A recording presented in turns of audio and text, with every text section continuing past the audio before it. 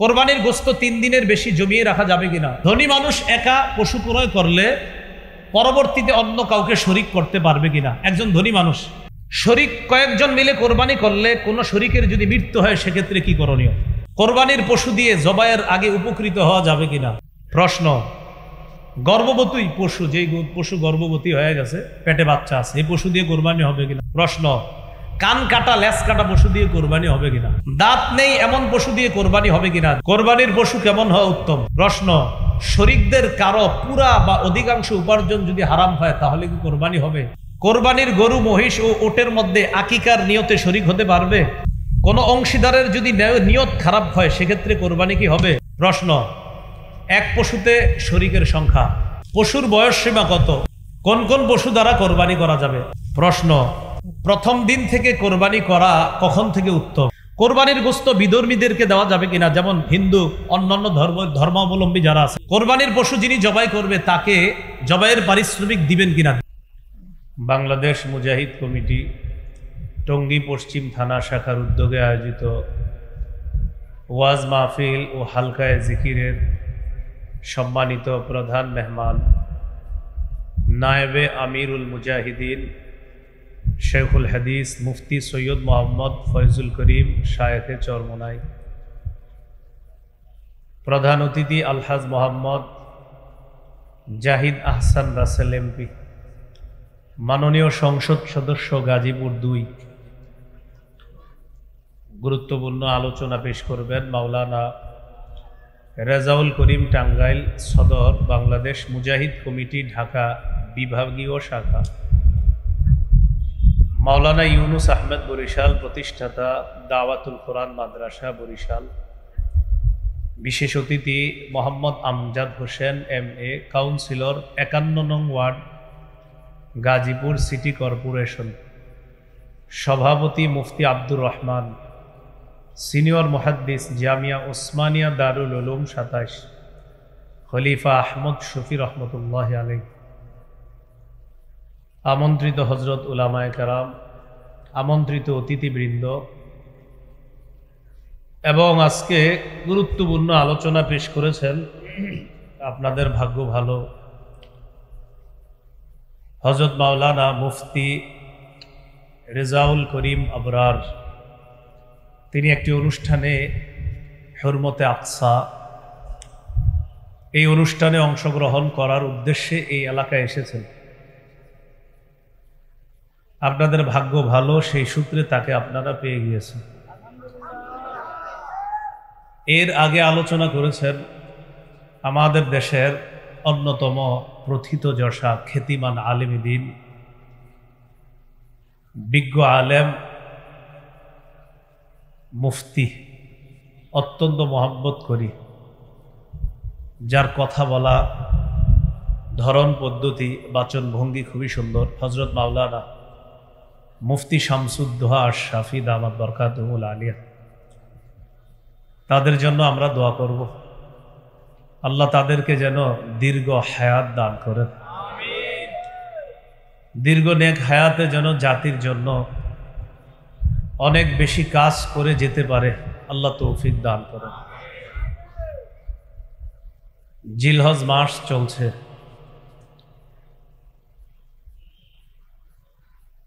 আল্লাহ পাক রব্বুল আলামিনের বিধান মতে মাসের গণনা 12 মাস।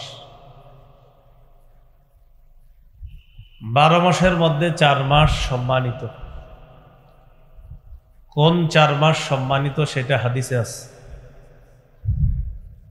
এই 4 মাসের মধ্যে আবার জিলহজ মাস বেশি সম্মানিত।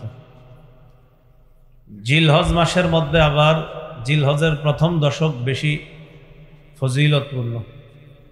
প্রথম দশকের মধ্যে আবার 10ই জিলহজটা আল্লাহর কাছে বেশি সম্মানিত। তাহলে আল্লাহর বিধান মতে মাস 12টি, 4 মাস সম্মানিত। সূরা তাওবা 36 নম্বর আয়াত। কোন 4 মাস সম্মানিত এটার ব্যাখ্যা বুখারীর হাদিসে আছে, 4662 নম্বর হাদিস। এই 4 মাসের মধ্যে আবার সম্মানিত জিলহজ মাস, এটা আছে ইবনে মাজার 3931 নম্বর হাদিস। জিলহজ মাসের মধ্যে আবার সবচেয়ে ফজিলতপূর্ণ প্রথম দশক, এই কথা আছে সহিহ বুখারীর 969 নম্বর হাদিস। 10ই জিলহজ 10 দিনের মধ্যে সবচেয়ে বেশি সম্মানিত, এই কথা আছে ইবনে মাজার 3931 নম্বর হাদিস। এই হলো সংক্ষেপে। বিস্তারিত সূরা তাওবার 36 নম্বর আয়াতে আল্লাহ বলেন, ইন্না ইদ্দাতাশ শুহুরি ইনদাল্লাহি ইসনা আশারা শাহরান ফি কিতাবিল্লাহ ইয়াওমা খালাকাস সামাওয়াতি ওয়াল আরদা মিনহা আরবাআতুন হুরুম। আসমান জমিন আল্লাহ যেদিন সৃষ্টি করেছেন সেদিন থেকে আল্লাহর বিধান মতে আল্লাহর কাছে মাস সমূহের গণনা 12টি।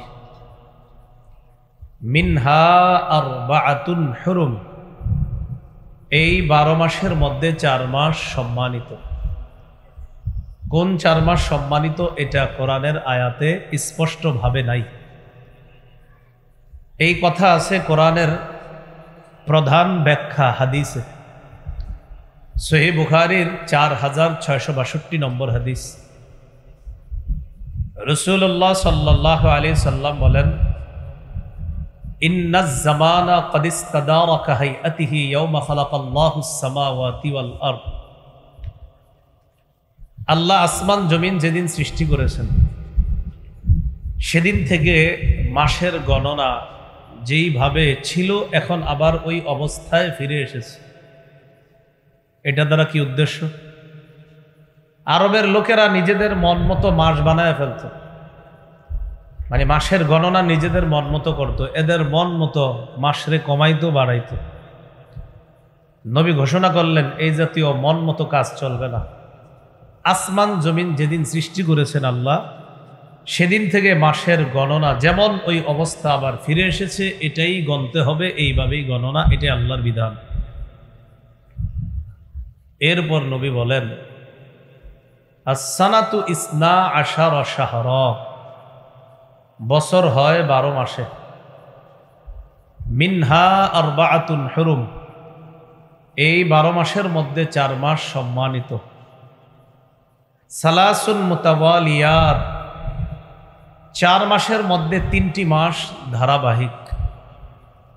ধারাবাহিক 3টি মাস হলো যুলকাদাহ, যুলহিজ্জাহ ওয়াল মুহররম।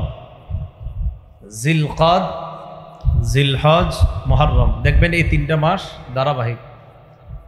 আমরা বর্তমানে জিলহজ মাসে আসছি, আগের মাসটা হলো জিলকাদ, পরের মাসটা হবে মুহররম, তাহলে ধারাবাহিক 3টা। চতুর্থ সম্মানিত মাস হলো ওয়া রজবু মুদর আল্লাতী বাইনা জুমাদা ওয়া শাবান। জুমাদাল আখিরা এবং শাবান, এই 2 মাসের মাঝে একটা মাস আছে, এটার নাম রজব মাস। এই হলো সম্মানিত 4 মাস। বুঝে থাকলে সবাই বলেন আল্লাহর বিধান মতে মাস কয়টি? 12 মাসের মধ্যে সম্মানিত কয় মাস? 4 মাসের নাম কি কোরআনে বলে দেওয়া হয়েছে? 4 মাসের নাম কোথায় আছে? হাদিস। কোন 4 মাস? জিলকদ, জিলহজ, মুহররম, রজব। এই 4 মাস সম্মানিত। এই সম্মানিত 4 মাসের মধ্যে আবার বেশি সম্মানিত জিলহজ মাস। সুবহানাল্লাহ। এই কথা কোথায়? ইবনে মাজাহ 3931 নম্বর হাদিস। قال رسول الله صلى الله عليه وسلم في حجة الوداع, রাসূলুল্লাহ সাল্লাল্লাহু আলাইহি ওয়াসাল্লাম বিদায় হজের ভাষণে বললেন, আলা ওয়া ইন্না আহরামাশ শুহুরি শাহরুকুম হাদা, জেনে রাখো মাস সমূহের মধ্যে সবচাইতে সম্মানিত হলো তোমাদের এই মাস তথা জিলহজ মাস, সবচেয়ে সম্মানিত মাস। জিলহজ মাসের মধ্যে আবার সবচেয়ে ফজিলতপূর্ণ দিন হলো প্রথম দশক। এই কথা কোথায়? সহিহ বুখারীর 969 নম্বর হাদিস। 969 কত হয়? 969। 2 পাশে 2টা 9, মাঝে একটা 6, 969 969। এবার মাঝে মাঝে বলি যাতে আপনাদের একটু হইলেও মনে থাকে, না থাকলে সমস্যা না, হাদিস নাম্বার মনে থাকা জরুরি না। আমি বলি একটা কারণ আছে। যে কোনো একটা কারণে বলি। হাদিস নাম্বার বলতে পারাটাকে অনেক মানুষ মনে করে পৃথিবীর এর চেয়ে বড় আলেম কেউ নাই। এই জাতীয় ফালতু ধারণাকে প্রত্যাখ্যান করার জন্য আমি নাম্বার বলি, বুঝাই যে না, নাম্বার বলাটা বড় আলেমের লক্ষণ না, এটা যে কেউ বলতে পারে চাইলে। এই জন্য নাম্বার এক সময় আমি বলবো না, কিন্তু বলি কেন, যাদের এই ধারণা আছে যে হাদিস নাম্বার বলতে পারাটাই বিজ্ঞ আলেম হওয়ার লক্ষণ, এই ধারণা এটা রদ করার জন্য, এই ভুল ধারণা থেকে যেন মানুষ ফিরে আসে, এই জন্য আমি বলি। দেখবেন এখন মাশাআল্লাহ অনেকেই বলে, বইলা বোঝানো যাইতেছে যে না, হাদিস নাম্বার যে কেউ চেষ্টা করলে বলতে পারে, এটা বলতে পারাটা বড় বিজ্ঞ অভিজ্ঞ গভীর জ্ঞান সম্পন্ন আলেম হওয়ার লক্ষণ নয় হাদিস নাম্বার বলতে পারাটা। এটা মাথায় রাখবেন। 969 নম্বর হাদিসে আছে বুখারীর, রাসূলুল্লাহ সাল্লাল্লাহু আলাইহি ওয়াসাল্লাম বলেন, মা মিন আইয়ামিন আল আমালুস সালিহু ফিহা আহাব্বু ইলাল্লাহ মিন হাদিহিল আইয়াম, ইয়ানি 10 যিলহিজ্জা।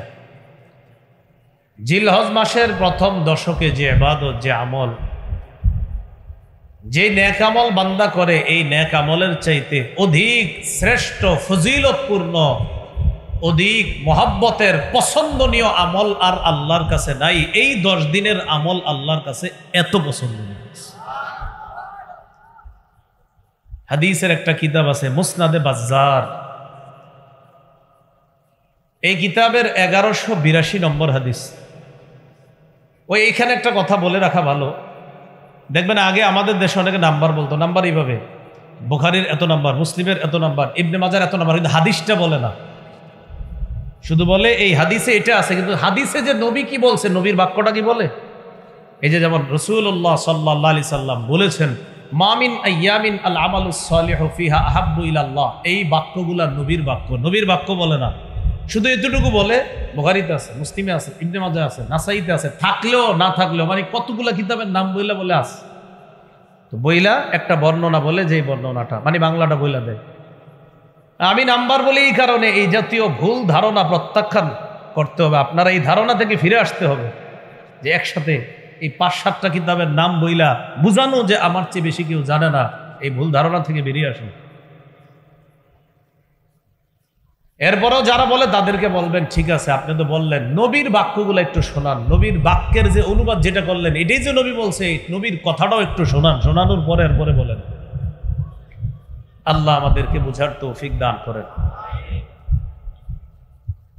তো রাসূলুল্লাহ সাল্লাল্লাহু আলাইহি সাল্লাম বলেন, মুসনাদে বাজ্জারের 1182 নম্বর হাদিস, এই হাদিসে আছে রাসূলুল্লাহ সাল্লাল্লাহু আলাইহি সাল্লাম বলেন, আফজালু আইয়ামিদ দুনিয়া আইয়ামুল আশর, দুনিয়ার সবচাইতে ফজিলতপূর্ণ দিন হলো আইয়ামুল আশর, আশরি জিলহিজ্জা, জিলহজের প্রথম 10 দিন সবচেয়ে ফজিলতপূর্ণ দিন। এই 10 দিনের মধ্যে আবার সবচাইতে সম্মানিত হলো 10ই জিলহজ। সুবহানাল্লাহ। এটা আছে ইবনে মাজাহ 3931 নম্বর হাদিস। বিদায় হজে রাসূল সাল্লাল্লাহু আলাইহি সাল্লাম বলেছেন, আলা ওয়া ইন্না আহরামাল আইয়াম ইয়াউমুকুম হাযা, জেনে রাখো তোমাদের দিনসমূহের মধ্যে সবচেয়ে সম্মানিত দিন হলো আজকের এই দিন, তথা জিলহজ মাসের 10 তারিখের যেই দিনটা, এই আজকের কোরবানির দিনটা হলো তোমাদের দিনের মধ্যে সবচেয়ে সম্মানিত দিন। এই দিনটা আমাদের দেশে ইনশাল্লাহ আগামী সোমবারই তো ইনশাল্লাহ, এটা হলো কোরবানির দিন। কোরবানি এটা আল্লাহর নিদর্শন, কোরবানি আল্লাহর নিদর্শন। সূরা হজের 32 নম্বর আয়াতে আল্লাহ বলেন, ওয়ামাই ইউআযযিম শাআইরাল্লাহ, যে ব্যক্তি আল্লাহর নিদর্শন সমূহকে সম্মান করে, ফাইন্নাহা মিন তাকওয়াল কুলুব, এটা অন্তরের তাকওয়া থেকে করে। যে আল্লাহর নিদর্শন সমূহকে সম্মান করে, আল্লাহর নিদর্শনের মধ্যে কোনো একটা নিদর্শনকেও যদি কেউ সম্মান করে, এটা তার অন্তরের তাকওয়া। কোরবানির ব্যাপারটা এটা হলো তাকওয়ার ব্যাপার। এজন্য আল্লাহ বলেন লাইয়ানালাল্লাহা লুহুমুহা ওয়ালা দিমাউহা ওয়ালাকিন ইয়ানালুহুত তাকওয়া মিনকুম। কোরবানির পশুর গোশত আল্লাহর কাছে পৌঁছে না, রক্ত আল্লাহর কাছে পৌঁছে না, তোমাদের তাকওয়া আল্লাহর কাছে পৌঁছে। গোশত পৌঁছে না, রক্ত পৌঁছে না, তাকওয়া আল্লাহর কাছে পৌঁছে। কোরবানি আল্লাহর নৈকট্য অর্জন করার একটা মাধ্যম। এই জন্য আমরা কোরবানি করি শুধু আল্লাহকে খুশি করার জন্য। সূরা আনআমের 163 নম্বর আয়াতে আল্লাহ বলেন ইন্না সালাতি ওয়া নুসুকি ওয়া মাহইয়ায়া ওয়া মামাতি লিল্লাহি রাব্বিল আলামিন। আমার নামাজ, আমার কোরবানি, আমার জীবন, আমার মরণ বিশ্ব জগতের রব আল্লাহর জন্য। এই হলো কোরবানি আল্লাহর নৈকট্য অর্জনের উপায়, মাধ্যম। তাই কোরবানি করব একমাত্র আল্লাহকে খুশি করার জন্য। কোরবানির মাধ্যমে ইব্রাহিম আলাইহিস সালাতু ওয়াস সালামের একটা সুন্নত জিন্দা হয়। ইব্রাহিম নবীর মাধ্যমে এই পদ্ধতি আল্লাহ পৃথিবীতে চালু করেছেন। সূরা আস-সাফফাতের 107 নম্বর আয়াত। সন্তান ইসমাইলকে যখন ছুরি চালাবে, আল্লাহ জানায়া দিলেন পরীক্ষায় আপনি পাশ করেছেন। কদ সাদ্দাকতা রুইয়া, স্বপ্ন সত্যে পরিণত করেছেন। যে স্বপ্ন দেখছেন সন্তানের গলায় ছুরি চালান, এই স্বপ্ন আপনি সত্যে রূপান্তরিত করেছেন, স্বপ্ন সত্যায়ন করেছেন। ইন্না কাযালিকা নাজিজিল মুহসিনিন, নেককারদেরকে আমি এভাবেই প্রতিদান দিয়ে থাকি। ইন্না হাযা লাহুয়াল বালাউল মুবিন, এটা ছিল স্পষ্ট একটা পরীক্ষা। এই পরীক্ষায় আপনি পরিপূর্ণ পাশ করছেন। আর এই পরীক্ষায় আপনাকে সফলতা দান করেছি। মানুষের পরিবর্তে পশু কোরবানি করা আমি আল্লাহকে খুশি করার জন্য এই বিধান আপনার মাধ্যমে সারা পৃথিবীর মুসলমানের জন্য আমি আল্লাহ প্রতিষ্ঠিত করে দিলাম। এই কথাটাই আল্লাহ বলেন ওয়াফাদাইনাহু বিযিবহিন আযীম। আমি বিরাট এক প্রাণীর বিনিময়ে তাকে মুক্ত করলাম, ইব্রাহিম নবীকে মুক্ত করলাম। বিরাট এক প্রাণীর বিনিময়ে ইব্রাহিম নবীকে সন্তান জবাই থেকে মুক্ত করলাম, ইসমাইলকে জবাই হওয়া থেকেও মুক্ত করে দিলাম। পশু কোরবানির বিধান আমি আল্লাহ চালু করে দিলাম। ইব্রাহিম নবীর সুন্নত। আরেকটা দলিল হাদিস থেকে নেন, ইবনে মাজাহ 3117 নম্বর হাদিস। হাদিসের বর্ণনাকারী যায়েদ ইবনে আরকাম, 3127 নম্বর হাদিস ইবনে মাজাহ। হাদিসের বর্ণনাকারী যায়েদ ইবনে আরকাম রাদিয়াল্লাহু তাআলা। এই হাদিসের মধ্যে আসছে قال أصحاب رسول الله صلى الله عليه وسلم ما هذه الأضاحي يا رسول الله। এই যে কোরবানি, এটা কি জিনিস? এই কোরবানি জিনিসটা কি? ওগো আল্লাহ নবী, আপনার কাছে জানতে চাই। قال سنة أبيكم إبراهيم عليه الصلاة والسلام। রাসূলুল্লাহ সাল্লাল্লাহু আলাইহি সাল্লাম জবাব দিলেন, এটা তোমাদের পিতা ইব্রাহিম আলাইহিস সালাতু ওয়াস সালামের সুন্নাত। সাহাবায়ে কেরাম প্রশ্ন করলেন, ফামা লানা ইয়া রাসূলুল্লাহ, হুজুর এই সুন্নাত প্রতিষ্ঠিত করলে আমাদের কি লাভ, আমরা কি পাবো? রাসূলুল্লাহ সাল্লাল্লাহু আলাইহি সাল্লাম বললেন, বিকুল্লি শাআরাতিন হাসানা, প্রতিটা পশমের বিনিময়ে নেকি পাওয়া যাবে। সাহাবীগণ বললেন, ফামাসসুফু ইয়া রাসূলুল্লাহ, হুজুর এমন প্রাণী যদি হয় যে প্রাণী পশমওয়ালা প্রাণী, মানে অন্য প্রাণীরও পশম থাকে, কিন্তু কিছু প্রাণী আছে ওদের পশমই খুব বেশি, ওদের পশমই খুব বেশি। এই বেশি পশমওয়ালা প্রাণী জবাই করলেও কি এই বেশি পশম যেই পরিমাণ সওয়াব দেওয়া হবে? নবীজি বললেন বিকুল্লি শাআরাতিন মিনাস সুফি হাসানা, পশমওয়ালা প্রাণী জবাই করলেও প্রতিটা পশমের বিনিময়ে নেকি, সওয়াব দেওয়া হবে, নেকি দেওয়া হবে। তো ইব্রাহিম আলাইহিস সালাতু ওয়াস সালামের এটা সুন্নত। কোরবানি করব আমরা আল্লাহর শুকরিয়া আদায় করার জন্য। বলেন আলহামদুলিল্লাহ। এই কোরবানি আদায় করার পরেও পড়বো আমরা আলহামদুলিল্লাহ। সূরা হজের 36 নম্বর আয়াতে আল্লাহ বলেন ওয়াল বুদনা জাআলনাহা লাকুম মিন শাআইরিল্লাহ, ওয়াল বুদনা জাআলনাহা লাকুম মিন শাআইরিল্লাহ, ওটকে আল্লাহর নিদর্শন বানাইলাম তোমাদের জন্য। কোরবানির এই পশুটাকে তোমাদের জন্য, এটাকে আল্লাহর নিদর্শনের অন্তর্ভুক্ত বানাইলাম। ফাযকুরুসমাল্লাহি আলাইহা সাওয়াফা, সারিবদ্ধ উটগুলোর উপর আল্লাহর নাম নেও, মানে বিসমিল্লাহ বলে নহর করো। সারিবদ্ধ ভাবে এগুলার উপরে বিসমিল্লাহ বলো। ফাইদা ওয়াজাবাত জুনুবুহা ফাকুলু মিনহা, এরা যখন কাত হয়ে পড়ে যাবে, ফাকুলু মিনহা, এখান থেকে তোমরা খাও, গোশত খাও। ওয়া আতইমুল কানিআ, অভাবীদেরকে খাওয়াও। ওয়াল মু'তার, যে অন্যের কাছে লজ্জায় চাইতে পারে না তাকেও খাওয়াও। ফাকুলু মিনহা, নিজে খাও। ওয়া আতইমুল কানিআ, আতইমু খাওয়াও, আল কানিআ অভাবীকে খাওয়াও। ওয়াল মু'তার, মু'তার মানে লজ্জার কারণে যে চাইতে পারে না অন্যের কাছে তাকেও খাওয়াও। কেন?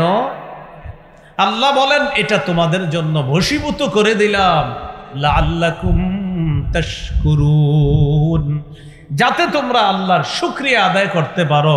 এই প্রাণী তোমাদের অনুগত করে দিলাম, বশীভূত করে দিলাম। এই প্রাণী তোমরা জবাই করলা, আল্লাহর নাম নিয়ে তোমরাও খাও, অভাবীকে খাওয়াও, যে চাইতে পারে না লজ্জায় তাকেও খাওয়াও। এটা কেন করেছি জানো? যেন তোমরা আমি আল্লাহর বেশি বেশি শুকরিয়া আদায় করতে পারো। আলহামদুলিল্লাহ,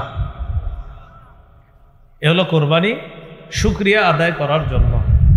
তাহলে আমরা কোরবানি করব আল্লাহকে খুশি করার জন্য, শুকরিয়া আদায় করার জন্য আমরা কোরবানি করব। আল্লাহ তৌফিক দান করে। কোরবানির গুরুত্বপূর্ণ কিছু মাসালা আমরা মনে রাখবো, বলেন ইনশাআল্লাহ। মুসনাদে আহমদের একটা বর্ণনা আছে, রাসূলুল্লাহ সাল্লাল্লাহু আলাইহি সাল্লাম বলেন মান ওয়াজাদা সাআতান ওয়া লাম ইউদহি, কারো সামর্থ্য থাকার পরেও যদি সে কোরবানি না করে, ফালা ইয়াকরাবান্না মুসাল্লানা, সে ব্যক্তি যেন আমাদের ঈদগাহে না আসে। যে ব্যক্তি সামর্থ্য থাকার পরেও কোরবানি না করে সে যেন আমাদের ঈদগাহে না আসে। ঈদগাহ রাসূলুল্লাহ সাল্লাল্লাহু আলাইহি সাল্লাম এক হাদিসের মধ্যে বলছেন ইন্নাহা লাতাতি ইয়াউমাল কিয়ামাতি বিকুরুনিহা ওয়া আশআরিহা ওয়া আজলাফিহা, কোরবানির যেই প্রাণী, এই প্রাণী কিয়ামতের ময়দানে উপস্থিত হবে বিকুরুনিহা, তার শিং সহ, ও আশআরিহা, তার পশম সহ, ও আজলাফিহা, তার খুর সহ উপস্থিত হবে কোরবানির দাতার পক্ষে সাক্ষী দেওয়ার জন্য। সে উপস্থিত হবে, মানে সওয়াব দেওয়া হবে প্রচুর। ওয়া ইন্নাদ দামা লা ইয়াকাউ বিমাকানিন মিনাল্লাহ ক্বাবলা আন ইয়াকা মিনাল আরদ, কোরবানির রক্তের ফোঁটা জমিনে পড়ার আগে আল্লাহর কাছে বিশেষ একটা মর্যাদা, এটা আল্লাহর কাছে বিশেষ একটা মর্যাদার পূর্ণ অবস্থানের মধ্যে ওই কোরবানি দাতা চলে যায়। এই আমলটার আলাদা একটা মর্যাদা হয়ে যায় আল্লাহর কাছে, রক্তের আলাদা একটা মর্যাদা আল্লাহর কাছে হয়ে যায়। রক্তের ফোঁটা জমিনে পড়ার আগেই আল্লাহর কাছে বিশেষ একটা মর্যাদা পূর্ণ রক্ত হয়ে যায়, সেটা হলো কোরবানির রক্ত। কিসের রক্ত বলেন তো? কোরবানি। তিরমিজির 1507 নম্বর হাদিসে আছে, রাসূলুল্লাহ সাল্লাল্লাহু আলাইহি সাল্লাম বলেন, মা আমিলা আদামিয়ুন মিন আমাল ইয়াউমান নাহরি আহাব্বা ইলাল্লাহ মিন ইহরাকিদ দাম। 10 জিলহজ আদম সন্তান যে আমল করে, রক্ত প্রবাহিত করার চাইতে উত্তম আমল আর করতে পারে না। আল্লাহকে খুশি করার জন্য প্রাণীর রক্ত প্রবাহিত করাটা কোরবানির দিন আল্লাহর কাছে সবচেয়ে পছন্দনীয় আমল, সবচেয়ে পছন্দনীয় আমল। যাদের সামর্থ্য আছে তারা কোরবানি দিব, বলেন ইনশাআল্লাহ। প্রশ্ন, কার উপর কোরবানি ওয়াজিব?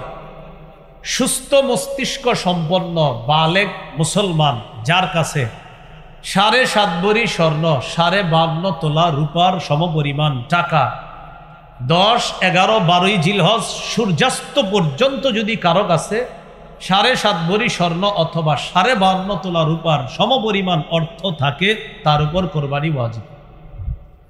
সুস্থ মস্তিষ্ক সম্পন্ন বালেগ যার কাছে 10 জিলহজ, 11 জিলহজ, 12 জিলহজ সূর্যাস্তের আগ পর্যন্ত জাকাত ফরজ হয়, যেই পরিমাণ সম্পত্তি থাকলে ওই পরিমাণ সম্পত্তি যদি 10, 11, 12 জিলহজ সূর্যাস্ত পর্যন্ত থাকে, তার উপর কোরবানি ওয়াজিব। পার্থক্য, জাকাত ফরজ হয় 1 বছর অতিবাহিত হইতে হয়, আর কোরবানি ওয়াজিব হয় মাত্র 3 দিন থাকলে। বুঝে আসছে না? এটাই পার্থক্য। আল্লাহ, নেসাবের মেয়াদ, নেসাবের মেয়াদ এটা বলে ফেলছি। প্রশ্ন, নেসাবের মেয়াদ কতদিন? এটা বলে ফেলছি। নেসাবের মেয়াদ ওই যে 3 দিন, 10, 11, 12। মানে কি নেসাব? কোরবানির নেসাব। আর জাকাতের নেসাব তো আপনার 1 বছর অতিবাহিত হবে এরপর। তো এটার নেসাব মাত্র 3 দিন, 10, 11, 12। প্রশ্ন, কোরবানি মোট কতদিন করা যাবে? 10, 11, 12 সূর্যাস্ত পর্যন্ত, 10, 11, 12 জিলহজ সূর্যাস্ত পর্যন্ত কোরবানি করা যাবে। প্রশ্ন, নাবালেগ শিশু কিশোর তদ্রুপ যে সুস্থ মস্তিষ্ক সম্পন্ন নয়, সে যদি নেসাবের মালিক হয়, তার উপর কি কোরবানি ওয়াজিব? না, তার উপর কোরবানি ওয়াজিব না। নাবালেগের নেসাব পরিমাণ মালাস, কোরবানি ওয়াজিব না। সুস্থ মস্তিষ্ক সম্পন্ন নয় এক ব্যক্তি, তার নেসাব পরিমাণ মালাস, তার উপর কোরবানি ওয়াজিব না। প্রশ্ন, যে ব্যক্তি কোরবানির দিনগুলোতে মুসাফির থাকবে, তার উপর কি কোরবানি ওয়াজিব? 48 মাইল অথবা 78 কিলোমিটার, 48 মাইল অথবা 78 কিলোমিটার এই পরিমাণ দূরত্বে যাওয়ার নিয়ত করে কেউ মুসাফির হয়েছে আপনার, এই মুসাফিরের উপর কোরবানি ওয়াজিব নয়। কোরবানির দিনগুলোতে উনি যদি মুসাফির থাকে, তার উপর কোরবানি ওয়াজিব নয়। প্রশ্ন, নাবালকের পক্ষ থেকে অভিভাবক কোরবানি যদি দেয়, আদায় হবে কিনা? নাবালকের পক্ষ থেকে অভিভাবকের জন্য কোরবানি দেওয়া ওয়াজিব না। যদি দেয় মুস্তাহাব আমল হবে, সওয়াব হবে। যদি দেয় মুস্তাহাব আমল, সওয়াব হবে, কিন্তু এটা ওয়াজিব না। প্রশ্ন, দরিদ্র ব্যক্তির উপর কোরবানি ওয়াজিব নয়, তারপরেও যদি সে কোরবানির নিয়তে কোনো পশু ক্রয় করে, সেক্ষেত্রে কি ওয়াজিব? দরিদ্র ব্যক্তির উপর কোরবানি ওয়াজিব না, কিন্তু কোরবানির নিয়তে যদি উনি পশু ক্রয় করে, তার উপর কোরবানি ওয়াজিব। দরিদ্র ব্যক্তির উপর কোরবানি ওয়াজিব না। এখন উনি মেয়ের জামাই বেড়াইতে আসবে, চিন্তা করছে আল্লাহরে খুশি করার জন্য কোরবানি করি, তো এই নিয়তে পশু কিনছে, আল্লাহরই খুশি করবে। তো যাই হোক, এরপরে আল্লাহ যদি ভাগ্যে গুস্ত দেয়, মেহমানদারি করবে, এটাই তার নিয়ত। তো যাই হোক, এরকম হইতে আমি বলি ভালো নিয়তই তার। তো এই নিয়তে, ভালো নিয়তে পশু ক্রয় করছে, এই দরিদ্র ব্যক্তি, তার উপর কোরবানি ওয়াজিব কিনা? পশু ক্রয় না করলে কোরবানি ওয়াজিব না, কিন্তু কোরবানির নিয়তে করে ফেললে, যদি পশু ক্রয় করে ফেলে, তার উপর কোরবানি ওয়াজিব। প্রশ্ন, কেউ যদি কোরবানির দিনগুলোতে কোরবানি দিতে না পারে, কি করণীয়? মন দিয়ে শুনেন। 10, 11, 12 জিলহজ সূর্যাস্তের আগ পর্যন্ত কেউ যদি কোরবানি দিতে না পারে, কি করণীয়? খুব ভালো করে আমার দিকে তাকান, তাহলে বুঝবেন। 10, 11, 12 জিলহজ এই 3 দিন অতিবাহিত হওয়ার পর আমি বুঝতে পারলাম আমার উপর কোরবানি তো ওয়াজিব, এরপরে আমি দেই নেই, অলসতাবশত হোক, যে কোনো কারণে হোক দেই নেই। আল্লাহ হেফাজত করুন, নাউজুবিল্লাহ, এরকম কাজ যেন না করি। বোঝানোর জন্য আমার ছাড়া আর উপায় নেই, এজন্য বুঝাইতেছি। এখন কথা হলো 10, 11, 12 এই 3 দিন যদি আমি পশু ক্রয় করে না থাকি, কোরবানি দেই নেই আর পশু কিনি নেই, পশু ক্রয় করে না থাকলে পরবর্তীতে একটা কোরবানির যোগ্য ছাগল পরিমাণ মূল্য সদকা করে দিতে হবে। যদি পশু ক্রয় করে না থাকি তাহলে কোরবানির যোগ্য ছাগল পরিমাণ মূল্য সদকা করে দিতে হবে। আর যদি পশু ক্রয় করে থাকি কিন্তু অলসতা বশত বা কোনো কারণে এই 3 দিন কোরবানি করি নাই, তাহলে ওই পশুটাই সদকা করে দিতে হবে। সেটা ওট হোক, গরু হোক, ছাগল হোক, যা হোক। ভাই একটু বুঝে আসছে সবার? এবার বুঝেন। ঘটনাচক্রে 13 তারিখ আমি জবাই করে ফেলছি, 13 তারিখ জবাই করে ফেলছি। ওয়াজিব ছিল কবে? 10, 11, 12, এখন 13 তারিখ জবাই করছি। যদি জবাই করে থাকি তাহলে ওই গোস্তটা সদকা করে দিতে হবে। জবাই করা ঠিক হয় নাই আমার, কিন্তু জবাই করে ফেললে গোস্তটা সদকা করে দিতে হবে। এই মাসালাটা কি সবাই বুঝছেন? এই দিক থেকে জি বলে নাই। আমি আবার বলছি, আব্দুর রহমান নামে একজন, তার উপর কোরবানি ওয়াজিব, 10, 11, 12 এই 3 দিন কোরবানি দেয় নেই। এখন যদি সে পশু ক্রয় করে না থাকে তাহলে পরবর্তীতে কোরবানির যোগ্য একটা ছাগল পরিমাণ মূল্য সদকা করে দিতে হবে। আর যদি পশু ক্রয় করে থাকে তো ওই পশুটাকেই সদকা করে দিতে হবে। আর যদি সে মাসালা না জানার কারণে ওই পশু জবাই করে থাকে তাহলে পশুর ওই যে গোস্ত আছে যেগুলা, এগুলো আপনার কি করে দিতে হবে? সদকা করে দিতে হবে। প্রশ্ন, প্রথম দিন থেকে কোরবানি করা কখন থেকে উত্তম? বাস ঈদের নামাজের পর থেকে। আগে আগে ঈদের নামাজ পড়বেন, আগে আগে ঈদের নামাজ পড়ে আগে আগে কোরবানি করবেন, এটাই উত্তম। ফজরের পরে কোরবানির ঈদের নামাজ বেশি বিলম্ব না করা। এত বিলম্ব করে আমাদের দেশ। এখন তো 4:40 ফজর হয় মিরপুর, আমি যেদিকে থাকি আর কি, ওখানে 4:40, এদিকে এরকমই হবে মনে হয়, 4:40 বা 5 মিনিট এদিক সেদিক হবে। তো দেখেন 4:40 যদি ফজর হয়, লম্বা সময় কিন্তু আপনার। 7টায় যদি জামাত দেন তো 5টায় যদি ফজর শেষ হয়, এরপরে 2 ঘন্টা থাকে। তো যাই হোক, এটা বললাম আর কি। উত্তম হলো তাড়াতাড়ি ঈদুল আজহার নামাজ পড়া আর তাড়াতাড়ি কোরবানি করা।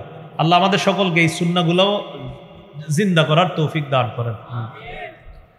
রাতে কোরবানি করা যাবে কিনা? রাতে কেউ যদি 10 তারিখ রাতে কোরবানি করে আদায় হয়ে যাবে, কেউ যদি 11 তারিখ রাতে কোরবানি করে আদায় হয়ে যাবে। তবে অনুত্তম, কাজটা ঠিক হয় নাই, মানে ভালো হয়নি, অনুত্তম কাজ হয়েছে। 10 তারিখ রাতে যদি কেউ কোরবানি করে হয়ে যাবে, অনুত্তম হয়েছে। 11 তারিখ রাতে যদি কেউ কোরবানি করে হয়ে যাবে, কাজটা সুন্দর হয় নাই। দেখি বুঝে থাকলে আলেম ছাড়া অন্যরা বলেন 12 তারিখ রাতে করলে হবেই না, কারণ 12 তারিখ রাতে তো আর টাইমই নেই। তাহলে 10, 11, 12 সূর্যাস্তের আগ পর্যন্ত। তাহলে 10 তারিখ 11 তারিখ রাতে যদি কেউ করে হয়ে যাবে, কিন্তু আপনার কাজটা সুন্দর হয়নি। কোরবানির উদ্দেশ্যে ক্রয়কৃত পশু, এই পশু যদি সময়ের পর জবাই করে, এটা আমি আগে বলছি, একটা বলছিলাম ওই যে জবাই করতে পারে নাই, তো আগেও বলছিলাম সময়ের পর যদি জবাই করে তাহলে আপনার ওই গোস্তটা সদকা করে দিতে হবে, এটা একটু আগে বলছিলাম। আল্লাহ আল্লাহ আমাদেরকে বোঝার তৌফিক দান করে।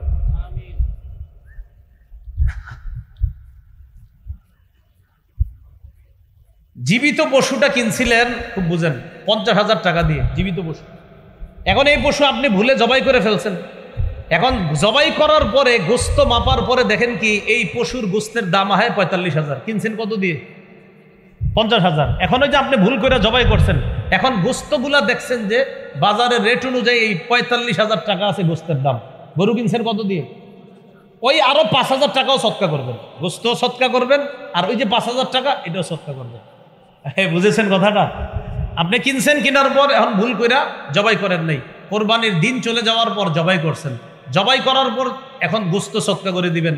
তো গোস্ত সৎকা করতে গিয়ে কি হয়েছে, আপনার গোস্তরগুলা দেখছেন যেই পরিমাণ গোস্ত, এই পরিমাণ গোস্তের মূল্য হয়েছে 45,000, আর গরু কিনছিলেন 50,000 টাকা দিয়ে, আরো 5,000 টাকা শর্ট, এই 5,000 টাকা সৎকা করে দিবেন। গোস্ত সৎকা, আরো 5,000 সৎকা করবেন। আপনি কেন করলেন না 10, 11, 12? এটা আপনার জন্য পানিশমেন্ট। হ্যাঁ,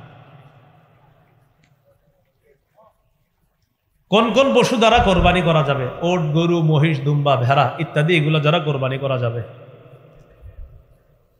কোরবানি করার ক্ষেত্রে যেসব পশু কোরবানি করা যাবে সেক্ষেত্রে নর নারী হলে কি সমস্যা আছে? না, সমস্যা নেই। গরু, গাবি, ছাগল, ছাগি, কোনো সমস্যা নাই। নতুন 2-3 বছর ধরে একটা স্লোগান উঠছে যে খাসি দিয়ে কি কোরবানি হবে কিনা, এই জাতীয় আরো কিছু বিষয় উঠছে। বিষয়গুলো এমন না, নর নারী উভয়টা দিয়ে কোরবানি হবে। পশুর বয়স সীমা কত? ওট কমপক্ষে 5 বছর, গরু কমপক্ষে 2 বছর, ছাগল কমপক্ষে 1 বছর, ভেড়া দুম্বাও 1 বছর। মন দিয়ে শোনেন, ভেড়া দুম্বাও 1 বছর। বলেন, ভেড়া দুম্বাও। ছাগল, হ্যাঁ, ভেড়া দুম্বা 6-7 মাস হওয়ার পরে দেখতে যদি 1 বছরের মতো হৃষ্টপুষ্ট মনে হয়, হয়ে যাবে। ভেড়া দুম্বা, শুধু ভেড়া দুম্বা, এটা যদি 1 বছরের মতো মনে হয়, 6-7 মাস পরে 1 বছরের মতো হৃষ্টপুষ্ট মনে হয়, এটার দ্বারা হয়ে যাবে, জায়েজ হয়ে যাবে। হ্যাঁ। প্রশ্ন, এক পশুতে শরীকের সংখ্যা, ওট, গরু, মহিষে 7 জন শরীক হতে পারবে। ওট, গরু, মহিষে কয়জন শরীক হতে পারবে? 7 জন। সহিহ মুসলিমের টন টনে সহিহ হাদিস এবং তিরমিজির টন টনে সহিহ হাদিস। রাসূলুল্লাহ সাল্লাল্লাহু আলাইহি সাল্লামের সাহাবী জাবির ইবনে আব্দুল্লাহ রাদিয়াল্লাহু তাআলা আনহু বলেন, নাহারনা মা রাসূলিল্লাহ সাল্লাল্লাহু আলাইহি সাল্লাম, আমরা নবীজির সাথে নহর করেছি হুদাইবিয়ার যুদ্ধের দিন। আল বাদানাতা আন সাবআতিন ওয়াল বাকারাতা আন সাবআতিন, ওট 7 জনের পক্ষ থেকে, গরু 7 জনের পক্ষ থেকে। তাহলে 7 শরীকে কোরবানি জায়েজ আছে। 2 জনে জায়েজ, 3 জনে জায়েজ, 4 জনে জায়েজ, 5 জনে জায়েজ, 6 জনে জায়েজ, 7 জনে জায়েজ, এর বেশি না। শরীকে কোরবানি যখন দিবেন সবার অংশ সমান সমান করে ভাগ করতে হবে, ওজনে যেন কম বেশি না হয়, এটা মাথায় রাখবো আমরা। কোন অংশীদারের যদি নিয়ত খারাপ হয় সেক্ষেত্রে কোরবানি কি হবে? একজন অংশীদারের নিয়ত যদি খারাপ হয় সবার কোরবানি বাতিল হয়ে যাবে। শরিকদারদের মধ্যে একজনের যদি নিয়ত খারাপ হয় সবার কোরবানি বাতিল হয়ে যাবে। কোরবানির গরু, মহিষ ও ওটের মধ্যে আকিকার নিয়তে শরিক হতে পারবে? হ্যাঁ, কোরবানির গরু, মহিষ ও ওটে আকিকার নিয়তে শরিক হতে পারবে। এতে কোরবানি, আকিকা দুটোই সহি হবে। গরু, উট, মহিষে আকিকার নিয়তে শরিক হতে পারবে, এতে আকিকা এবং কোরবানি উভয়টাই সহি হবে। প্রশ্ন, শরিকদের কারো পুরা বা অধিকাংশ উপার্জন যদি হারাম হয় তাহলে কি কোরবানি হবে? শরিকদের কারো অর্ধেক বা পুরা অধিকাংশ উপার্জন যদি হারাম হয়, আর হারামের অংশ যদি ওইগুলোর মধ্যে যায় শরিকদের মধ্যে, সবার কোরবানি বাতিল হয়ে যাবে। এই জন্য একা কোরবানি দেওয়াই উত্তম। এই ঠিক আবার শরিকদের কি অস্বীকার করে ঠিক কইতেছেন নাকি?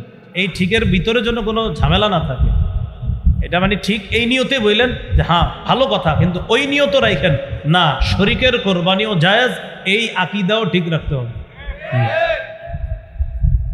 আর আপনাদের ঠিকও কিন্তু বুঝি, অনেকের ঠিক মানে বুঝায় কি জানেন? উনি বুঝায় না এটাই সঠিক, বাকিগুলো সঠিক না, এই জাতীয় মানসিকতা থেকে বেরোয় আসেন না।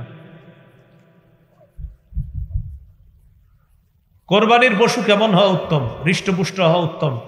দহা রাসূলুল্লাহ সাল্লাল্লাহু আলাইহি সাল্লাম বিকাবশিন আকরানা ফাহিলিন, রাসূল সাল্লাল্লাহু আলাইহি সাল্লাম শিং বিশিষ্ট মোটা তাজা দুম্বা কোরবানি করেছেন, এজন্য হৃষ্টপুষ্ট হওয়া উত্তম।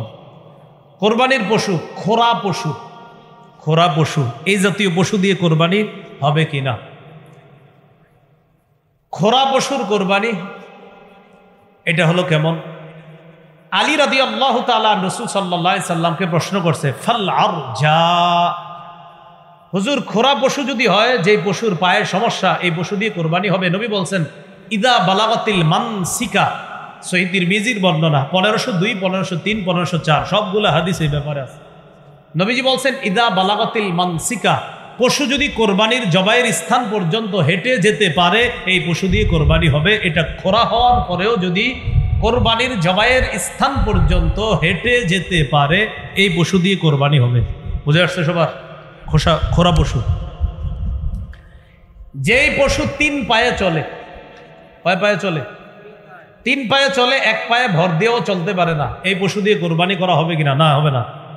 যেই পশু 3 পায়ে চলে, 1 পায়ে ভর দিয়েও চলতে পারে না, মোটামুটি ভাবেও চলতে পারে না, এই পশু দিয়ে কোরবানি হবে কিনা? না, হবে না। শুকনা দুর্বল পশু, যে জবাইয়ের স্থান পর্যন্ত হেঁটে যেতে পারে না, এমন পশুর দ্বারা কোরবানি হবে কিনা? না, হবে না। হাদিসে আছে, ওয়ালা বিল মারিয়াতি বাইয়িনুন মারাদুহা ওয়ালা বিল আজফা আল্লাতী লা ইউদহা বিল আরজা বাইয়িনুন যালউহা ওয়ালা বিল আওরা বাইয়িনুন আওরুহা। খরা, চোখে সমস্যা, কানে সমস্যা, লেজে সমস্যা, এই জাতীয় পশু যদি অধিকাংশ বেশি সমস্যা হয়, এগুলো দিয়ে কোরবানি হবে না। দাঁত নেই এমন পশু দিয়ে কোরবানি হবে কিনা? যে পশুর একটাও দাঁত নাই অথবা বেশিরভাগ দাঁত পড়ে গেছে আর ঘাস চাবায়া খাইতে পারে না, এই পশু দিয়ে কোরবানি হবে না। আবার বলছি, দাঁত একেবারে নাই, আবার আছে কিন্তু এত পরিমাণ পড়ে গেছে, যেই পরিমাণ পড়ে যাওয়ার কারণে এখন আর ঘাস খাইতে পারে না, এই পশু দিয়ে কোরবানি হবে না। যে পশুর শিং ভেঙে বা ফেটে গেছে, কোরবানি হবে কিনা? আলী রাদিয়াল্লাহু তাআলা রাসূল সাল্লাল্লাহু আলাইহি সাল্লামকে প্রশ্ন করছে, ফামাকসুরাতুল করনি ইয়া রাসূলুল্লাহ, হুজুর শিং যদি ভেঙে যায় এই পশু দিয়ে কোরবানি হবে?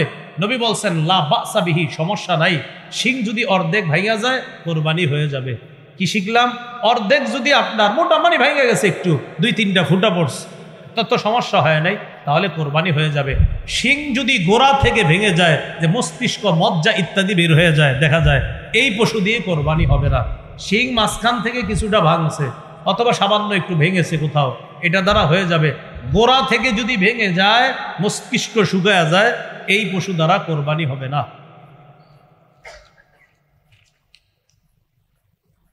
প্রশ্ন, কান কাটা লেজ কাটা পশু দিয়ে কোরবানি হবে কিনা? কি কাটা? কান কাটা, লেজ কাটা। কান যদি অর্ধেকের বেশি কাটা থাকে, লেজ যদি অর্ধেকের বেশি কাটা থাকে, পশু দিয়ে কোরবানি হবে না। কান যদি অর্ধেকের বেশি কাটা থাকে, লেজ যদি অর্ধেকের বেশি কাটা থাকে, এমন পশু দিয়ে কোরবানি হবে না। তাহলে বিপরীতটা এবার শিখানি আমরা। লেজ যদি অর্ধেকের বেশি ভালো থাকে, কান যদি অর্ধেকের বেশি ভালো থাকে, এই পশু দিয়ে কোরবানি হবে। অর্ধেকের বেশি কান ভালো, অর্ধেকের বেশি লেজ ভালো হবে।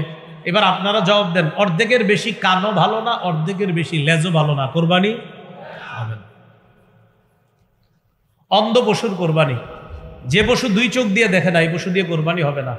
অথবা 2 চোখ আছে, 1 চোখ দিয়ে মোটেই কিচ্ছু দেখে না, এই পশু দিয়েও কোরবানি হবে না। নতুন পশু কিনছেন, কেনার পর হারায় গেছে, নতুন পশু কিনছেন, কেনার পর হারায় গেছে। এই নতুন পশু কিনছে একজন ধনী মানুষ, আব্দুর রহমান ধনী মানুষ, আব্দুর রহিম গরিব মানুষ। আব্দুর রহমানও নতুন পশু কিনছে কোরবানি দেওয়ার জন্য, হ্যাটটা ঠিক আছে, ওয়াজিব। আব্দুর রহিমের উপর ওয়াজিব ছিল না, এরপরেও কিনছে, এর উপরও ওয়াজিব। এখন হারায় গেছে পশু, আব্দুর রহমানেরটা হারাইছে, আব্দুর রহিমেরটা হারাইছে। আব্দুর রহিম আরেকটা কিনা জরুরি না, লা ইউকাল্লিফুল্লাহু নাফসান ইল্লা উসাহা, আল্লাহ সাধ্যের বাইরে চাপায়া দেয় না। তো আব্দুর রহমান কি করছে? আরেকটা কিনছে।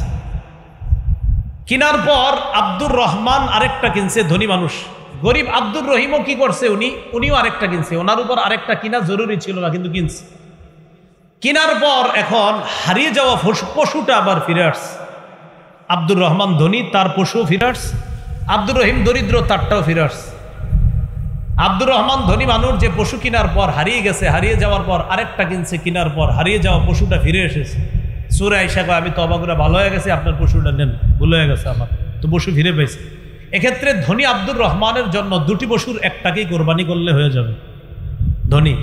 আর ওই গরিব আব্দুর রহিম 2টা কিনছে, প্রথমে একটা কিনছে, কেনার পর হারাইছে, আরেকটা কিনছে, কেনার পর হেডটাও আবার ফিরে আসছে, হারায় যাওয়াটা, হে দুটোটাই কোরবানি করতে হবে। দোনোটা কি করতে হবে? কারণ এর দোনোটাই ওয়াজিব করছে, এর উপর ওয়াজিব ছিল না। প্রথমটা ওয়াজিব করে নিছে, হারাইছে, আবার আরেকটা কিনছে, কিনা ওয়াজিব করছে, হারিয়ে যাওয়াটা ফিরত আসছে। হুজুর আমি গরিব মানুষ, 2টা পশু, একটা হারায় গেছে, আরেকটা কিনছি, ফিরত আসছে। আপনি গরিব, আপনি তো কোরবানি তো ওয়াজিব ছিল না, বা শখে কিনছিলাম, তো আরেকটা কিনছেন কেন? হারায় গেছে এই জন্য। যে শরীয়ত আপনাকে বাধ্য করে নাই কেনার জন্য, কিনছেন, দুটোটাই কোরবানি দিতে হবে, দুটোটা ওয়াজিব করে নিয়েছেন। এই জন্য ইসলামী শরীয়ত মাযহাব ছাড়া বুঝার কোনো বিকল্প নাই, মাথা রাখবেন। কি ছাড়া? মাযহাব মানতে হবে। আমি মাযহাব মানি কেন? কারণ কোরআন সুন্নাহ এখনো আমি ভালোভাবে বুঝি না, তাই মাযহাব মানতে হয়। আর যে মানে না, আমার কয় হুজুর না মানলে সমস্যা আছে। আমি আপনি হয়তো কোরআন সুন্নাহ অনেক বেশি ভালো বুঝেন, এই জন্য মানেন না। তো আমারে যদি কেউ বলে আপনি কেন মানেন, আমি কোরআন সুন্নাহ এখনো ভালোভাবে পুরোপুরি বুঝি না। অনেকে কয় মূর্খ, এই জন্য মাযহাব মানে। আসলেই ঠিক কইছেন, মূর্খ বলেই তো মাযহাব মানি। যদি সব জানতাম তত দরকার ছিল না মানা। আর যিনি বলে মাশাআল্লাহ উনি তো সব জানে দেখেই উনি মানে না, এটাই আমরা ভালো ধারণা রাখি। যিনি কে জানেন? যিনি হলো সে যে গত 7 দিন ধরে নতুন করে পড়াশোনা করতেছে কোরআন হাদিস নিয়ে, এই তিনি এখন মাযহাব মানছে না। আর বলে আপনি মানেন না কেন? তো বললাম আমি তো ভাই এখনো পুরাপুরি কোরআন সুন্নাহ ওই অন্যের সাহায্য ছাড়া বুঝি না। অন্যের সাহায্য মানি অন্যের মতামত, অন্যের মতামত মানি কয় অন্যের মতামতের আরবি কি হুজুর? কয় অন্যের মতামতের আরবি হলো মাযহাব। আচ্ছা তাই নাকি? কয় হ্যাঁ। ইমাম আবু ইউসুফের মত মানি ইমাম আবু ইউসুফের মাযহাবে, ইমাম মুহাম্মদের মত মানি ইমাম মুহাম্মদের মাযহাবে, ইমাম আবু হানিফার মত মানি ইমাম আবু হানিফার মাযহাব। আচ্ছা হুজুর মাযহাব কি? মাযহাব হলো কোরআন সুন্নাহর সুবিন্যস্ত একটা সংকলনকে মাযহাব বলা হয়। বুখারী এটা কি আবিষ্কার না সংকলন? বলেন। সংকলন। তো বুখারী শরীফ এটারে বুখারী সহিহ বুখারী বলা হয়। সহিহ বুখারী মানে বুখারায় ওনার বাড়ি, উনি ওই এলাকার সাথে নিসবত করে এটার নাম বুখারী। বুখারী হলো হাদিসের সংকলন, আবিষ্কার নয়। মুসলিম হাদিসের চলে আসা সংকলন, আবিষ্কার নয়। তিরমিজি হাদিসের চলে আসা সংকলন, আবিষ্কার নয়। নাসাই ইবনে মাজা আবু দাউদ হাদিসের চলে আসা সংকলন, আবিষ্কার নয়। ফিকহে হানাফি কোরআন সুন্নাহর চলে আসা সুবিন্যস্ত সংকলন, আবিষ্কার নয়। ফিকহে মালিকি কোরআন সুন্নাহর চলে আসা সংকলন, আবিষ্কার নয়। ফিকহে হাম্বলি কোরআন সুন্নাহর চলে আসা সুবিন্যস্ত সংকলন, এটা আবিষ্কার নয়। ফিকহে শাফিঈ কোরআন সুন্নাহর চলে আসা সংকলন, আবিষ্কার নয়। যেমনিভাবে বুখারী এটা সংকলন, এটা আবিষ্কার নয়, তাই বুখারী বেদাত নয়। মুসলিম এটা সংকলন, এটা আবিষ্কার নয়, তাই এটা বেদাত না। নাসাই আবু দাউদ ইবনে মাজা তিরমিজি এগুলা সংকলন, আবিষ্কার নয়, তাই এটা বেদাত নয়। তেমনি ভাবে কোরআন সুন্নাহর সুবিন্যস্ত সংকলন চার মাযহাব, এটা আবিষ্কার নয়, তাই এটা বেদাত নয়। যারা বলবে ফিকহে হানাফি বেদাত, বুখারীকেও বেদাত বলতে হবে। যারা বলবে ফিকহে মালিকি বেদাত, বুখারীকে বেদাত বলতে হবে। যদি বলেন না বুখারী তো সংকলন, তো ফিকহে হানাফিও সংকলন, মুসলিম সংকলন, ফিকহে হানাফি সংকলন, সেটা যদি জায়েজ হয় এটাও জায়েজ না। বুঝা বল সংকলন, আবিষ্কার আর সংকলন দুই বাংলা মনে রাখবেন, সারা জীবন অনেক কিছু সমাধান হয়ে যাবে। এই জায়গায় আমরা ভুল করি। সংকলন, সংকলন আর আবিষ্কার। বুখারী এটা সংকলন, এটা আবিষ্কার নয়। ফিকহে হানাফি এটা সংকলন, আবিষ্কার নয়। কোরআন সুন্নাহর সুবিন্যস্ত সংকলন, মনে রাখবেন। তা আপনি কোরআন সুন্নাহর সুবিন্যস্ত সংকলন হানাফি ফিক কেন মানেন? কারণ আমি এখনো পারি না পুরাপুরি, তাই। আর যে মানে না কেন? উনি সব পারে পুরাপুরি, তাই মানে না। 7 দিন পড়াশোনা করতে, কয়দিন? সব আল্লাহ তাআলা দিয়ে দিছে, এই জন্য মানে আল্লাহ বুঝার তৌফিক দান। তো বলছিলাম হারিয়ে যাওয়া পশু মাযহাব যদি না মানেন, এই মাসালা আপনার মাথায় ঢুকবো কেমনে? কোন প্রশ্ন। গর্ভবতী পশু, যেই পশু গর্ভবতী হয়ে গেছে, পেটে বাচ্চা আছে, এই পশু দিয়ে কোরবানি হবে কিনা? হয়ে যাবে কোরবানি। কোরবানি কি হবে? হয়ে যাবে। যদি সন্তান প্রসব আসন্ন হয়, যে তাড়াতাড়ি এই কি 2 দিনের মধ্যে হইতে পারে প্রসব, আর কোরবানিও সময় ঘনিয়ে গেছে, এক্ষেত্রে এই পশু দিয়ে কোরবানি করা মাকরুহ। অন্য আরেকটা পশু দিয়ে কোরবানি করেন, এটা দিয়ে না করা ভালো, এটা দিয়ে না করা ভালো। হ্যাঁ, জবাই করার পর যদি দেখেন বাচ্চা জীবিত, ওটারও কোরবানি করে দিবেন, জবাই করে দিবেন। হ্যাঁ, তিরমিজির বর্ণনায় আসছে, ওটারও জবাই করার কথা আসছে তিরমিজিতে। কোরবানির নিয়তে ভালো পশু কিনছেন, কেনার পর এমন দোষ দেখা গেছে, যে দোষগুলো এতক্ষণ বলছি, কানা, অন্ধ, লুলা, যেই দোষের কারণে কোরবানি হয় না, কেনার পরে দোষগুলো ধরা পড়ছে। এখন কি করবেন? তো কি করবেন? কোরবানি হবে না, এটা দিয়ে আরেকটা কিনবেন। কেনার পর দোষ ধরা পড়ছে, এটা দিয়ে কোরবানি হবে না, আরেকটি পশু ক্রয় করতে হবে। পশুর বয়সের ব্যাপারে ক্রেতাগণের অভ্যাস হলো, ও বলবে আপনাকে এটার বয়স 25 মাস, এটা 26 মাসের গরু। তা আপনি বলবেন ভাই সত্যি করে বলেন 2 বছর কিন্তু হইতে হবে গরু। হুজুর বিশ্বাস করেন, 14 গোষ্ঠীর কসম 25 মাস, কথার কথা। এখন আপনি যদি কিনে আনেন, আনার পর আপনি তাকে বিশ্বাস করে কিনে আনে, এটা যদি কোরবানি করেন, কোরবানি হয়ে যাবে। তার কথা বিশ্বাস করে এটা কোরবানি করলে কোরবানি হয়ে যাবে। এই জন্য ক্রেতা ভাই যারা আছে, আমরা মিথ্যা কথা না বলি বয়সের ক্ষেত্রে। পশুর বন্ধা পশু, এটা দিয়ে কোরবানি হবে কিনা? বন্ধা পশু, হ্যাঁ, বন্ধা পশু দিয়েও কোরবানি হয়ে যাবে। কোরবানির পশু জবাই করা উত্তম কে? যার পশু সে জবাই করা উত্তম। যিনি পশু কোরবানি করবে, যার পশু তিনি জবাই করা উত্তম। জবাইয়ে একাধিক ব্যক্তি যদি শরীক হয়, সেক্ষেত্রে বিসমিল্লাহ কি উভয় বলতে হবে? জি, দুইজনেই বিসমিল্লাহ বলতে হবে। বিসমিল্লাহি আল্লাহু আকবার উভয় বলতে হবে। প্রিয় কসাই সাহেব যারা থাকবে, এদেরকে বলবেন, এরা পরে ছুরি নিয়ে আবার চালায়, মালিক যারা থাকবেন বলবেন এই বিসমিল্লাহ আল্লাহু আকবার বলো, এটা বলাবেন। অনেক সময় দেখবেন বলে না।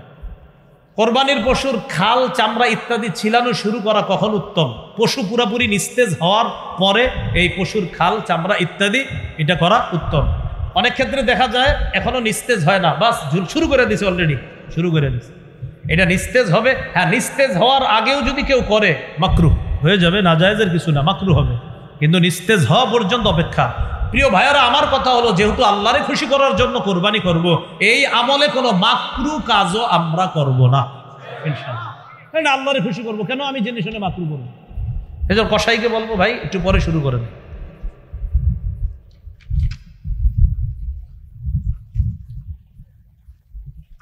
কোরবানির পশু দিয়ে জবাইয়ের আগে উপকৃত হওয়া যাবে কিনা? হাল চাষ করা যাবে না। কেউ যদি করে থাকে দেশ গ্রামে বলে দিবেন যে পরিমাণ হাল চাষ করছো, এই পরিমাণ হাল চাষ করলে কত টাকা পারিশ্রমিক আসে, এই পরিমাণ টাকা সৎকা করে দিবেন। হাল চাষ করা যাবে না, যদি করে থাকে সৎকা করে দিতে হবে এই পরিমাণ। হাল চাষ এটা না করা, এগুলা করা যাবে না। কোরবানির পশুর দুধ, এই দুধ পান করা যাবে না। পশুর ওলানে এত পরিমাণ দুধ, যে পরিমাণ দুধের কারণে পশুর যদি কষ্ট না হয় তাহলে দুধ দহন না করা।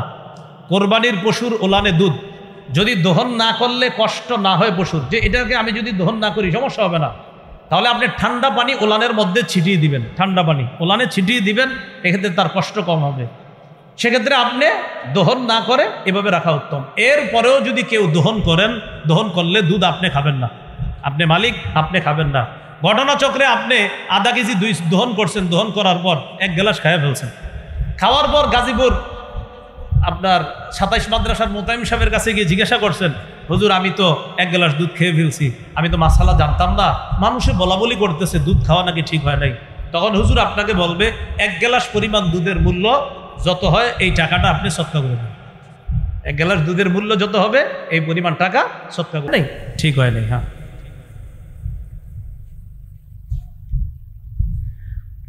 শরিক কয়েকজন মিলে কোরবানি করলে কোনো শরিকের যদি মৃত্যু হয় সেক্ষেত্রে কি করণীয়?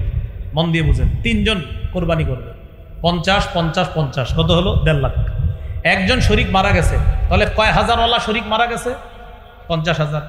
ওয়ারিশরা যদি বলে কোনো সমস্যা নেই কোরবানি করেন, ওয়ারিশরা যদি বলে সমস্যা নেই কোরবানি করেন, তো করে ফেলবে, সমস্যা নেই। কিন্তু ওয়ারিশরা যদি বলে না আব্বার 50,000 টাকা আমরা দিতে চাইতেছি না, এক্ষেত্রে ওয়ারিশদেরকে টাকাটা দিতে হবে, কারণ এখন আর টাকার মালিক যে মারা গেছে সে না, ওয়ারিশরা, তাই তাদের টাকাটা তাদেরকে দিয়ে দিতে হবে।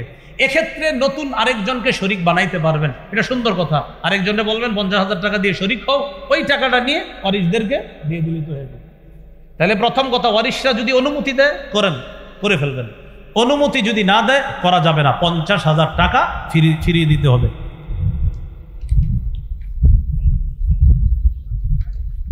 ধনী মানুষ একা পশু ক্রয় করলে পরবর্তীতে অন্য কাউকে শরিক করতে পারবে কিনা? একজন ধনী মানুষ 1 লক্ষ টাকা দিয়ে একটা পশু ক্রয় করছে, পরবর্তীতে চিন্তা করলো আমি আরেকজন একটু শরিক করি, 10, 20,000, 30 বা যেরকম বারে শরিক করি, করা যাবে কিনা? যাবে। যেই পরিমাণ টাকা দিয়ে শরিক করবেন ওই পরিমাণ টাকা আপনি না খায়া দান করে দিন। হ্যাঁ, বাকি খাইতে পারবেন, পারা যাবে, কারণ 1 লক্ষ টাকা দিয়ে কিনছে, তো একজনে শরিক করছে, যে পরিমাণ টাকায় শরিক করছেন ওই টাকাটা আপনি নিতে পারবেন, সমস্যা নাই। তো ফুকাহায়ে কেরাম বলে এটা আপনি না নিয়ে এটা দান করে দেন, দান করে দেওয়া ভালো, বাকি নিতে পারবেন। মৃত ব্যক্তির পক্ষ থেকে কোরবানি করা জায়েজ আছে কিনা? জায়েজ আছে। কোরবানির গোশত 3 দিনের বেশি জমিয়ে রাখা যাবে কিনা? জায়েজ আছে। 3 দিনের বেশি জমিয়ে রাখা জায়েজ আছে। কোরবানির পশুর গোশত 3 দিনের বেশি জমিয়ে রাখা জায়েজ আছে। কোরবানির গোশতের 1/3 গরিব মিসকিনকে, 1/3 আত্মীয় স্বজনদেরকে, আর 1/3 নিজে রাখা, এটা কি ওয়াজিব না উত্তম? এটা উত্তম। বলেন এটা কি? 1/3 গরিবকে দেওয়া উত্তম, 1/3 আত্মীয় স্বজনকে দেওয়া উত্তম। এটা ওয়াজিব না, এটা উত্তম। কেউ যদি না দেয় তাকে নিন্দা তিরস্কার করা যাবে না। বাকি এক্ষেত্রে আপনাদের উদ্দেশ্যে পরামর্শ হলো কৃপণতা না করে দিয়েন। কেউ যদি না দেয় তাকে তিরস্কার করা যাবে না, তো আমিও তিরস্কার করছি না, বাকি শুধু এটুকু বলছি কৃপণতা না করে গরিবদেরকে দিয়েন, আত্মীয় স্বজনদের কাছেও পাঠায়েন। যদি না পাঠান আপনাকে তিরস্কার করা হবে না, বাকি বলছি আপনি একটু কৃপণতা না করে দিয়েন। আল্লাহ তৌফিক দান করেন। কোরবানির গোশত কখন খাওয়া উত্তম? কোরবানির দিন 10ই জিলহজ যিনি কোরবানি দিবে তিনি সর্বপ্রথম কোরবানির গোশত দিয়ে শুরু করা উত্তম। কোরবানির দিন 10ই জিলহজ যিনি কোরবানি দিবে ওই দিন সর্বপ্রথম কোরবানির গোশত দিয়ে তার খাবার খাওয়াটা উত্তম। এই সুযোগ সুবিধা 11 তারিখ 12 তারিখের জন্য না, এটা শুধু 10 তারিখের জন্য। আবার বলছি, কোরবানি তো 11 তারিখেও হয়, 12 তারিখেও হয়। কেউ যদি 12 তারিখে দেয় সে প্রথম গোশত খাবে, এই সুন্নত না, এটা না। এই সুন্নত শুধু 10 তারিখের। 10 তারিখে প্রথম যে কোরবানি করবে সে প্রথম গোশত খাবে, এটা হলো 10 তারিখের সুন্নত, 11 বা 12 তারিখের সুন্নত নয়।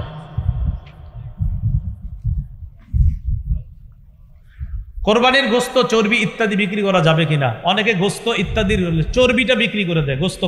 গোশত বিক্রি করা যাবে না, চর্বিটা বিক্রি করা, নাউজুবিল্লাহ বলেন। চর্বি বিক্রি করা যাবে না, গোশত বিক্রি করা যাবে না। কোরবানির চর্বি বিক্রি করা যাবে না, গোশত বিক্রি করা যাবে না। কোরবানির চামড়াটাও বিক্রি না করে মাদ্রাসায় দিয়ে দেন, এতিমদেরকে দিয়ে দেন, অসহায়দেরকে দিয়ে দিবেন, বলেন ইনশাআল্লাহ। কোরবানির পশুর চামড়াটা এটাও বিক্রি করবেন না, এটা দিয়ে দেন, মাদ্রাসাওয়ালাদের কাজে লাগবে, এতিমদের কাজে লাগবে।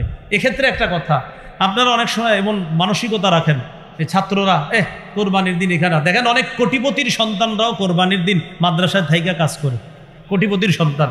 তা আপনি কেন মাথায় নেন না? কোটিপতির সন্তানের কি দরকার কোরবানির দিন মাদ্রাসায় থাকা? সেও ইখলাসের সাথে থাকে। কেন? তার অসহায় গরিব ভাইয়েরা আছে মাদ্রাসায়, তাদেরকে খেদমত করার জন্য ওই কোটিপতির সন্তানও কোরবানির দিন মাদ্রাসার জন্য কাজ করে। তো এই জন্য আপনারা এটা মাথায় নিয়েন না যে এই পোলাপানগুলা কোরবানির দিন যারা কাজ করে মন থেকে করে। আপনি খোঁজ নিয়ে দেখবেন অনেক সন্তান আছে যার বাবার 30টা 40টা দোকান আছে, যার বাবা 400-500 মণ ধান পায়। সে কেন আছে? সে মহব্বতে আছে, ইখলাসের সাথে আছে, তার দ্বারা মাদ্রাসার কাজ হবে এই জন্য সে আছে, নাহলে তো তার এটা থাকা দরকার না এরকম। তো এই জন্য এটা মাথায় রাখবেন, এটা সত্যিকার অর্থেই এতিমদেরকে তাদের পিছনে খরচ করা হয়। এই জন্য চামড়াটা আপনারা বিক্রি না করে মাদ্রাসায় পৌঁছে দিবেন। আশেপাশের মাদ্রাসার হয়তো পোস্টার অলরেডি আপনাদের বাসার আশেপাশে চলে গেছে, তো আপনার নিকটস্থ মাদ্রাসা যেখানে আছে সেখানে আপনি দিন। তো আমি বলছি আপনি যেখানেই দেন চামড়াটা দিয়ে দেওয়ার চেষ্টা করবেন, বলি ইনশাআল্লাহ। সবাই বলি ইনশাআল্লাহ। কোরবানি যারা পশুটা আপনার কিনে এরা সব ঠিক করে, খালি চামড়ার ক্ষেত্রে গিয়ে এমন করে, ভাই 1.5-2 লাখ টাকা দিয়ে পশুটা কিনলেন, শেষে কেন এমন করেন? চামড়ার ব্যাপারে এই আপনার সামান্য একটা অংশে গিয়ে এমন আপনার আচরণ করেন যে আচরণগুলো আসলে ইসলাম সম্মত আচরণ না, এগুলো আমরা করব না। আল্লাহ তৌফিক দান করেন। কোরবানির পশু যিনি জবাই করবে তাকে জবাইয়ের পারিশ্রমিক দিবেন কিনা? দিবেনই, জবাইয়ের পারিশ্রমিক দিবেন। আপনি জবাইয়ের পারিশ্রমিকটা দিবেন। আমার বয়ান শুনে অনেকে হয়তো কমেন্ট করতে পারে যে হ্যাঁ মনে হয় এর জন্য কইছে। আমি আমার জিন্দিগিতে 2টা পশু করে করছি, মাত্র জবাই করছি, জিন্দিগিতে 2টা পশু। তার মানে আমি আমার জন্য বলছি না, এটা অধিকার, এটা সঠিক কথা, তাই বলছি। কোরবানির পশু যিনি জবাই করবে তাকে পারিশ্রমিক দেবেন, এটা হাতের কষ্ট, এটা জবাই করা অনেক কষ্টের ব্যাপার। এই জন্য যারা জবাই করবে তাদেরকে দিবেন। আর জবাই করার পরে আপনার একদম ছোট্ট একটা নোট ওঠে, ছোট্ট 1.5-2 লাখ টাকার গরু আপনার কোনো মতে হুজুর জবাই করছে যিনি কষ্ট করে, আরে আস্তে একটা নতুন 200। এটা তো আপনার শরম করা উচিত ভাই, সত্যি বলছি। হ্যাঁ, আপনার শরম লজ্জা থাকা উচিত, এটা শরম লজ্জা থাকা উচিত। এটা আমি ওই যুগের কথা বলছি যে যুগে আমার বেতন ছিল 5,000 টাকা। ওই যুগে আমরা যে কোরবানি দিছি, ওই কোরবানি যিনি দিয়েছেন প্রায় 10 বছর 8 বছর আগের কথা, তাদেরকে আপনার ওই 100-200 দিনই।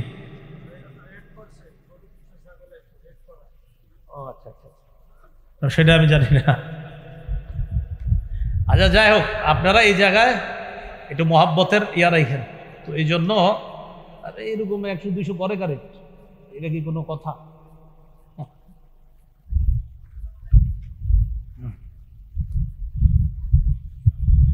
এক পশু অন্য পশুর সামনে জবাই করা এটা ঠিক না।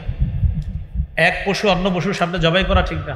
আচ্ছা ভাই, এই আগের কথা নিয়ে আপনারা কেউ বিভ্রান্তিতে যাবেন না। আপনাদের এলাকার যে নিয়ম, ওই নিয়মে আলেমদের সাথে পরামর্শ করে করবেন, তো ঝগড়ার নিকটবর্তী যেন কেউ না হয় যে উনি কি বলে গেলো, আমি আমারটা বলে গেছি না, আপনি কি এই জন্য বলে গেছি দিকে আপনি ঝগড়া করবেন এলাকায়? না, ঝগড়া করেন না। আমি সঠিক কথা বললাম, আপনি একটু ভাববেন। 1.5 লাখ 2 লাখ টাকার একটা পশু একজন জবাই করতেছে, হাতের কামাই, হাতের কষ্ট করে। সেক্ষেত্রে আসলে আপনার কি করা উচিত এটা আপনি নিজেই চিন্তা ভাবনা করবেন।